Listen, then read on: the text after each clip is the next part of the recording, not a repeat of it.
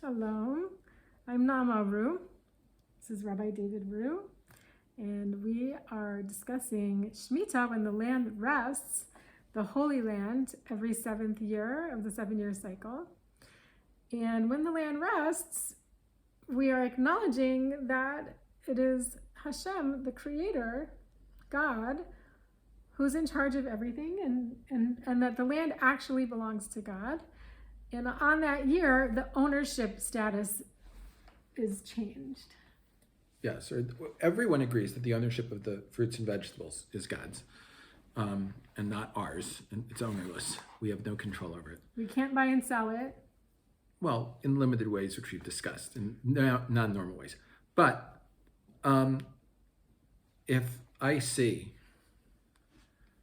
love cherries, and I see these beautiful cherries growing on a tree over there, and the owner of this field has put up a locked gate, what am I supposed to do? So the Mishnah in Shvis says, Beis Shammai omrim, ein ochlim perosh shvis b'tova. Beis Shammai says that you don't eat perosh shvis b'tova. B'tova means that I have a feeling of he's done something good for me. For instance, when I give truma to a Kohen, I have the one thing I own in the truma is tovas hanah, is that I can choose which Kohen I give it to, and then he feels the closeness to me because I gave him this gift. So, Beis Shammai says in Shvis, you're not supposed to feel any connection, any positive feeling to the person whose fruit you ate, or in the other 6 years, this would be his fruit, because it's God's. God gave it to me. This guy, it has nothing to do with this guy. God gave it to me. You can feel that he did something good for me, meaning he maintained the tree all the other years. He's protected it this year, so it'll produce well next year. And so, I can feel it, or not, whatever you want. So we normally paskin, of course, like Beis Hillel. And the Rambam says in his Perush Mishnayos, Biarnu she'inyan betova betagmulim, that I pay him back in some way. I give him a bouquet or whatever. Ubatoda, I say thank you to him. V'ki'ilu shu ose lo tova, as if he's done me a favor. So, for instance, the Chassam Sofer says, if someone gives you a loan, that's an interest-free loan between Jews, the person who's giving me the loan is doing a mitzvah. Because he's doing a mitzvah, I can't say thank you for this. I've allowed him to be a mitzvah. Maybe he should be thanking me. Right? I forgot that. You don't say thank you when someone does a mitzvah. You don't say thank when someone does a mitzvah for you. They've done a mitzvah. So what do you say? Tizku the mitzvahs. You should have the merit of the mitzvahs. So the Rash, in his commentary on the Mishnah, says a very similar thing. She'ein machzikim tova lebalim derachmana afkara, that I don't feel any positive thing to the normative other 6-year owners of this field, because God gave it to me. I should thank God that he gave me the fruit during Shmita, but not this guy. This guy has nothing to do with it. God took it away from him. So the Rambam in Hilchos Shmita v'Okel says, Ochlim perosh shvis b'tova v'shelo b'tova.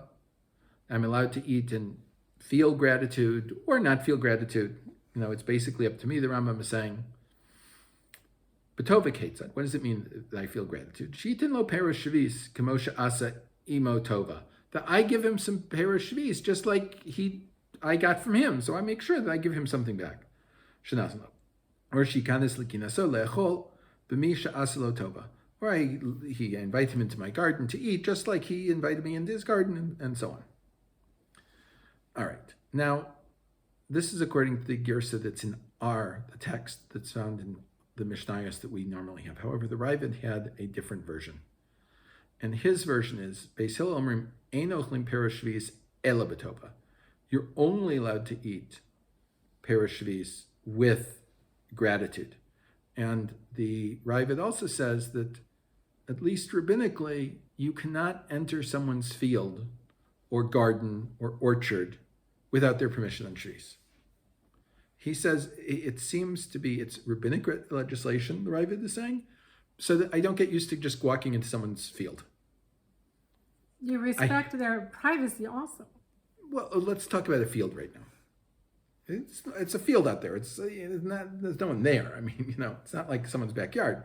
But here, it's, you should be aware of the fact you shouldn't become accustomed to go there without asking permission first.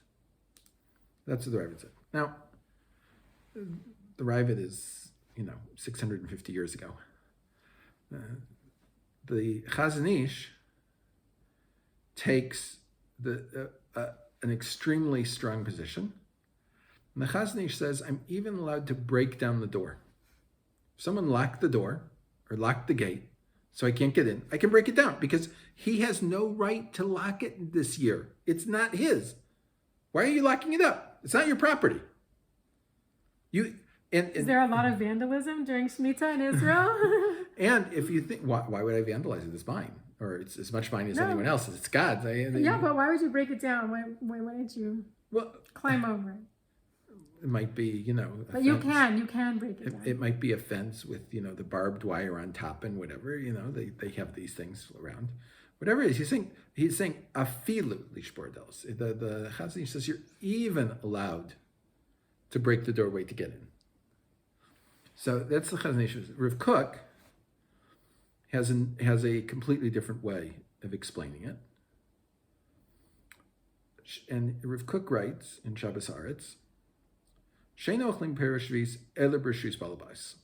You're not allowed to eat the fruit of Shmita except with the permission of the nominative owner. Afal pi shemin haTorah peros and hefker, even though from Torah law these are completely and totally ownerless things. Umuter lechol mehen lo b'reshus. I can eat with them without asking permission. Gedra gadru chachamim. The chachamim made a fence around this. Shelo yargil adam es atzmo and hefker umuter lechol mehen below reshus, so that you do not, even though these fruits are ownerless, I don't eat from them without permission. Shel balabais of the owner mehem gam b'shar yemos hashanim. So that I don't become accustomed to this and do this in the other years of the Shemitah cycle. Vasir lechol gam b'shvis ki im b'reshus shel balabais. And so too, on the Shemitah year, you're not allowed to take except with the owner's permission, or the titular owner's permission. V'nira pashut, and it is very obvious to us, shebal habayis mechuyav hu liten reshus. The owner has to give permission. He can't say, no, I'm not going to give it to you, I'm going to give it to someone else. Because he doesn't really own it.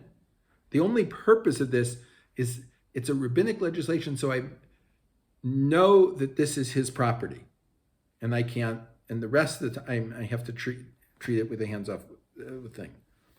Limnoa shum adam sheba olam melachol as peros abashvis. I cannot stop anyone in the world, Rav Kook says, from eating my fruit. It doesn't matter who it is. It can be the person I hate the most in the entire world. Comes to my door and knocks and says, you have these peppers over here. Can I take them? And even though I say, I hate your guts. I can't stand looking at you. And of course I'm not going to give you permission. I have to say, of course you can take them. They're not really mine, they're God's. That is the required response that we have to give at this point. But he has to ask so that he understands that this is not ownerless property. It seems to me that the ethical message of the Ravid that Rav Kook Paskins is the appropriate way to look at it. That one should ask for permission, if at all possible.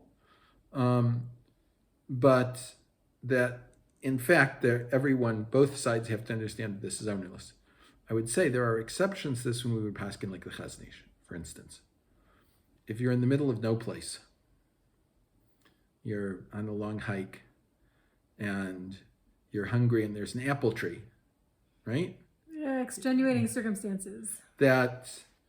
You don't even necessarily know who the owner is from here, that you would be allowed to, step into the orchard and take the apples, or a vineyard and take the grapes. During Shmita. During Shmita. Of course, only during Shmita.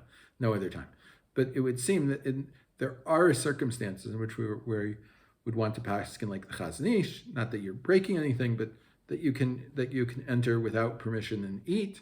But at least certainly in cities and so on, when the owner is nearby, it's appropriate to ask. Now, having said that, if something's in someone's front yard and you knock on the door and there's no one there, it would be reasonable to say you could take. If it's in the backyard, it would be more problematic, because the fact is, in people's front yards where everyone can see, people can walk on it and no one really cares. I mean, I'm not protective of my front yard because everyone sees it as they walk by anyway.